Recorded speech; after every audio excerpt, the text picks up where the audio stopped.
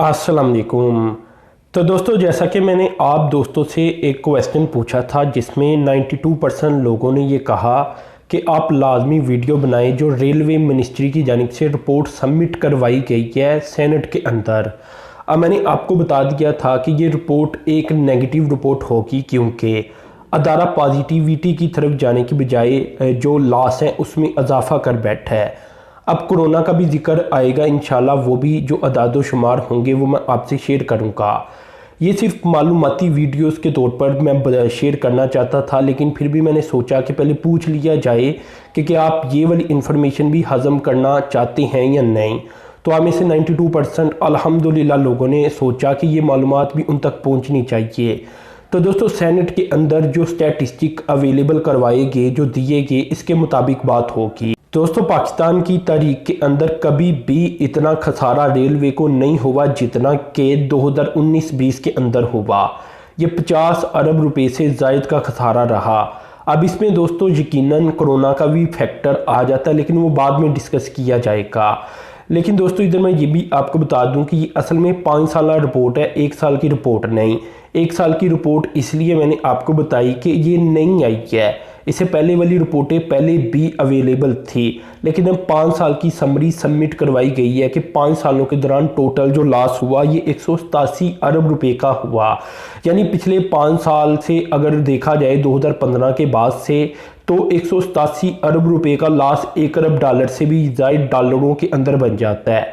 तो 1 अरब डॉलर अगर यहाँ गवर्नमेंट को पे करना पड़ा है, इसका लॉस उठाना पड़ा है, तो ये अगर ज़्यादा नहीं तो अपने ही अखराजात पूरे कर लेता, 187 अरब रुपया मजीद कमा लेता रेलवे इन तमाम अर्जे के दौरान, तो गवर्नमेंट को 1 अरब डॉलर से ज़्यादा रकम की बचत होनी थी। तो खैर, ये बताने का मकसद यही है कि आपको ये भी चीज़ों का पता होना चाहिए। अब दोस्तों, रिपोर्ट 2018-19 की तरफ चलती हैं, तो 2018-19 के अंदर देखा गया कि 32 अरब रुपए से ज़ायद का नुकसान हुआ था। यानी 19-20 के अंदर 50 अरब रुपए से ज़ायद, 18-19 के अंदर 32 अरब रुपए से ज़ायद। इसके बाद दोस्तों 2017-18 के अंदर अगर देखा जाए तो 36 अरब रुपए से ज़ायद का नुकसान हुआ था। अब आप ज़रा देखें कि 2018 की निस्बत 2017 के अंदर जो लॉसेस थे वो ज़्यादा थे।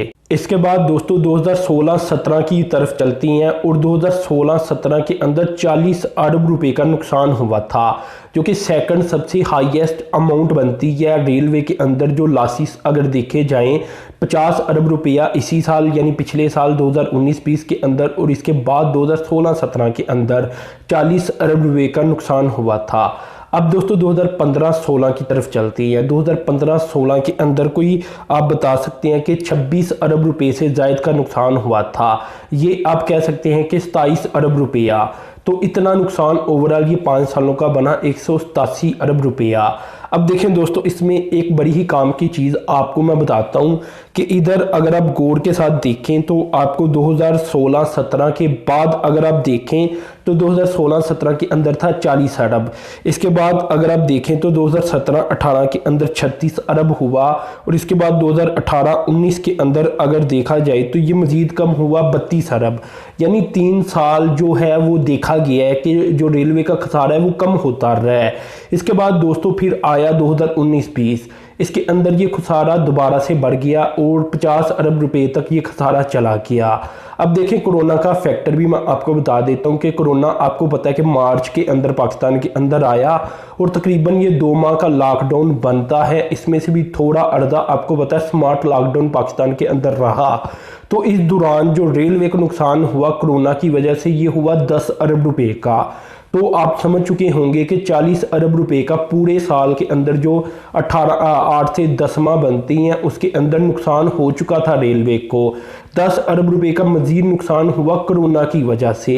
यानी लॉसेस पहले आ चुके थे रेलवे को, ऐसा नहीं था कि रेलवे को लॉसेस कोरोना के बाद आए। अब दोस्तों अगला सवाल इधर ये पैदा हुआ कि अगर कोरोना 2019-20 का रीज़न नहीं और बाकी सालों का रीज़न भी कोरोना नहीं, तो फिर रीज़न क्या बनता है। देखिए रीज़न ये बनता है कि पाकिस्तान के अंदर पिछले 6 सालों के दौरान 384 रेलवे के एक्सीडेंट हुए हैं। इसमें कुछ बड़े एक्सीडेंट हैं जो कि बहुत बड़े भी हैं और कुछ छोटे एक्सीडेंट हैं। तो जब सूरत हाल ये होगी तो कौन रेलवे के ऊपर सफ़र करना चाहेगा। अब ये भी देखें कि अगर सिर्फ 2019 की बात कर ली जाए तो 2019 के अंदर रेलवे के एक्सीडेंट 100 से ज़ायद थे और 2018-19 की बात कर ली जाए तो यहाँ एक्सीडेंट 74 थे। यानी जब से पीटीआई की गवर्नमेंट आई है तब से भी बहुत एक्सीडेंट हुए हैं रेलवे के अंदर, और इससे पीछे भी रेलवे के अंदर एक्सीडेंट होते आ रही हैं। तो यही वजूहात है कि रेलवे के 3 साल हमने देखा है कि थोड़े से पॉजिटिव गए और थोड़ा सा जो खसारा था वो कम हुआ, लेकिन इसके बाद हमने दोबारा से देखा कि रेलवे का खसारा बढ़ गया। अब दोस्तों ये सब कुछ बताने का असल में मकसद ये था कि आपको बताया जाए कि रेलवे का जो ML1 मंसूबा है वो क्यों इतना ज़रूरी है, क्योंकि रेलवे के जो एक्सीडेंट है वो इंशाल्लाह ख़त्म हो जाएंगे। लेकिन फिर एक प्रॉब्लम ये आ जाती है कि चलाने वाले लोग तो वही होंगे, अगर तो वही होंगे लोग तो फिर तो रेलवे के एक्सीडेंट में कमी किस तरह आएगी, क्योंकि हर बार ऐसा नहीं होता कि रेलवे की जो मशीनरी है इसकी वजह से एक्सीडेंट हों, कभी कभी ह्यूमन एरर भी आ जाता है। तो ऐसे में दोस्तों इन लोगों को भी रीस्ट्रक्चर जो रेलवे का निज़ाम है इसे किया जाना है, और सुप्रीम कोर्ट की जानिब से भी कहा गया कि रीस्ट्रक्चर किया जाए रेलवे के निज़ाम को ML1 मंसूबे से पहले। और इसमें दोस्तों ये मालूमात मैं पहले से शेयर कर चुका हूँ कि किस तरह रीस्ट्रक्चर किया जाएगा रेलवे को ML1 मंसूबे से पहले। तो बताने का मकसद ये है कि रेलवे को एक तो रीस्ट्रक्चर किया जाए और इसके बाद ML1 लाया जाए, तो फिर ही जाकर रेलवे का निज़ाम थोड़ा सा बेहतर होगा। इसमें भी दोस्तों रिस्क फैक्टर यही आ जाता है कि जो अदादोशुमार हमने इकट्ठे किए हैं कि ML1 मंसूबे के बाद इतने लोग सफ़र करेंगे, इतनी फ्रीड चलेगी, अगर उस तरह नहीं हो पाता तो ये फिर नुकसान में बदल जाएगा और इतना बड़ा आप कह लें कि कर्जा पाकिस्तान के ऊपर आ जाएगा।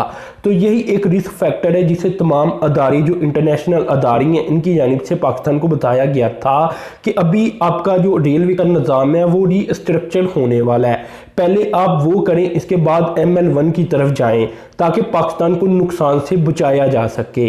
इसमें दोस्तों एक और बात करना चाहूँगा कि जो बाकी अदारों के साथ रेलवे का कंपैरिजन है वो थोड़ा सा गलत है, क्योंकि अगर PIA की बात की जाए तो PIA को बहुत सारी एयरलाइंस के साथ मुकाबला करना पड़ता है।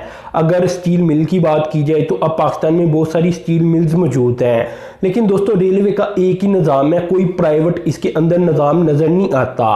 रेलवे के पास अगर आप देखा जाए तो रेलवे का और तो कोई निज़ाम मुल्क के अंदर ऐसा नहीं है कि इसके मतवाजन चलता हो जिस तरह एयरलाइंस के मतवाजन एक एयरलाइन चलती है। हाँ, इसका रोड ट्रांसपोर्ट का निज़ाम है पाकिस्तान के अंदर बहुत बड़ा, लेकिन आपको ये याद होना चाहिए और पता होना चाहिए कि रेलवे का और रोड ट्रांसपोर्ट का कोई कंपैरिजन नहीं।